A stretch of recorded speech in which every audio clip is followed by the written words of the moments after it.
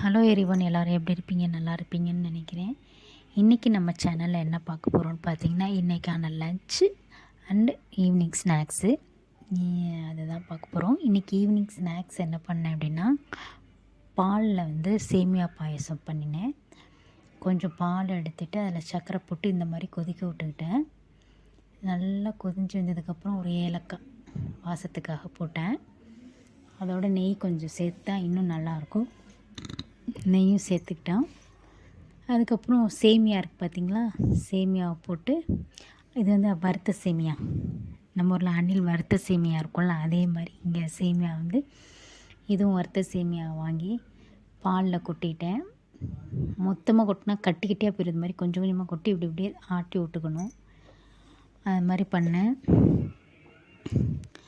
அதுக்கப்புறமேட்டுக்கு நல்லா மிக்ஸ் ஆணுச்சு. மிக்ஸ் பண்ணினோன்னே சரி மிக்ஸ் ஆணுச்சுன்ட்டேனா, மிக்ஸ் பண்ணணும். பண்ணதுக்கப்புறம் கொஞ்சம் கீ போட்டு இறக்கியாச்சு. அவ்வளோதான். இன்றைக்கி பார்க்குறதுக்கே ரொம்ப நல்லா இருந்துச்சு, சாப்பிட்றதுக்கும் நல்லா இருந்துச்சு. சரி வாங்க, இன்றைக்கி லன்ச் என்ன பண்ணோன்னு பார்த்தீங்கன்னா, இன்றைக்கும் வெரைட்டி ரைஸ் பண்ணலாம் அப்படின்னு சொல்லிட்டு ஒரு ஐடியாவில் இருந்துச்சு. அப்புறம் வெண்டைக்காய் பொரியல் பண்ணிடலான்னு வெண்டைக்காய் பொரியல் பண்ணேன். கட் பண்ணி வச்சு எண்ணெய் ஊற்றி கடுகு உளுந்தம்பருப்பெல்லாம் போட்டு வெண்டைக்காயை போட்டு அதுக்கப்புறம் கொஞ்சம் மல்லித்தூள், கொஞ்சம் மிளகாத்தூள் போட்டேன். அவ்வளோதான். அதுக்கப்புறம் உப்பு. இது ஃபுல்லாக எண்ணெயில் தான் ஃப்ரை ஆணுச்சு. தண்ணி ஊற்றினா வளவளன்னு ஆயிடலாம் வெண்டைக்காய். ஸோ ஃபுல்லாக எண்ணெயில் தான் ஃப்ரை ஆச்சு. கொஞ்சம் நேரம் மூடி வச்சா போதும், நல்லா டேஸ்ட்டாக இருந்துச்சு. ஸோ இது வெண்டைக்காய் பொரியல். அவ்வளோதான். மிக்ஸ் பண்ணி விட்டா மூடி வச்சிட வேண்டியதான். ஒரு 5 கலக்கி பார்த்தேன், கொஞ்சமாக இருந்துச்சு மிளகாய், இன்னும் கொஞ்சம் போட்டுக்கிட்டேன். கொஞ்சம் உப்பு போட்டுட்டேன். உப்பு போட்டு மூடி வச்சிட்டேன்.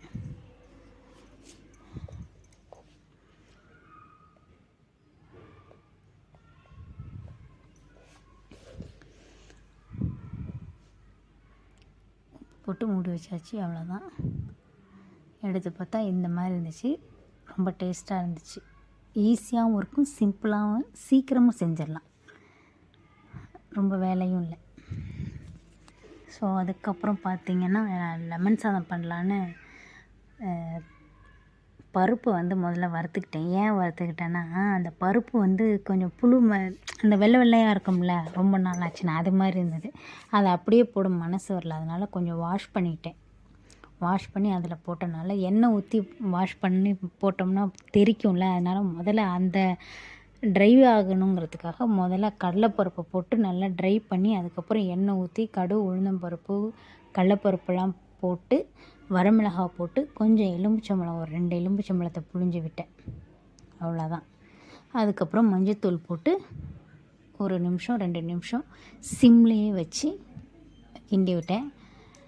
நம்ம லெமன் ரைஸ் ரெடி ஆகிடுச்சு. அவ்வளோதாங்க. கொஞ்சம் உப்பு போட்டுக்கிட்டேன்.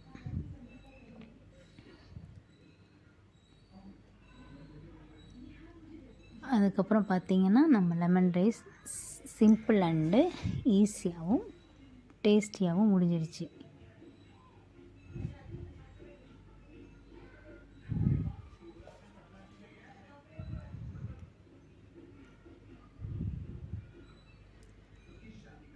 ஸோ சாதத்தை போட்டு, நான் எப்போதும் சொல்லுவேன் வடித்த சாதம் தான் யூஸ் பண்ணுவேன். சாதத்தை போட்டு கிளறியாச்சு. நான் கொஞ்சம் தானே இந்த லெமன் சாறில் பண்ணியிருந்தேன். ஸோ கொஞ்சத்துலேயே நல்லா மிக்ஸ் பண்ணியாச்சு.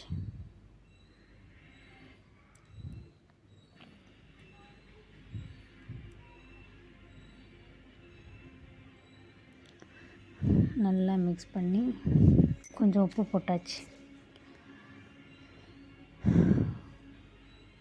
உப்பு போட்டு மிக்ஸ் பண்ணி சாப்பிட வேண்டியதான். இனிமேல் ஒரு பிரச்சனையும் இல்லை.